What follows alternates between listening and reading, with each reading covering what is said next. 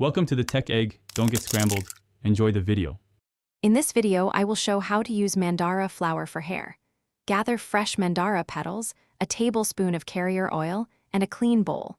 Crush petals lightly to release oils and mix with oil until you have a spreadable paste. Apply to damp scalp in sections, massaging gently for 5 to 10 minutes to stimulate circulation. Leave on for 30 to 40 minutes, then rinse and shampoo as usual. Start by washing hands and sanitizing tools to avoid contamination. Place a cup of fresh Mandara petals in a bowl and gently crush them until fragrant but not pulpy.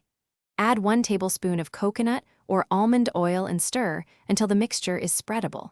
Warm the blend briefly in a water bath to help extract compounds. Apply to roots and strands, covering evenly for best absorption and ease of styling afterward. Section hair to ensure full coverage and apply the Mandara paste from roots to tips. Use circular motions while massaging the scalp to boost blood flow and encourage nutrient delivery. Leave the treatment on for half an hour to allow oils and botanical compounds to penetrate. Rinse well with lukewarm water until residue is gone, then shampoo gently and condition if needed.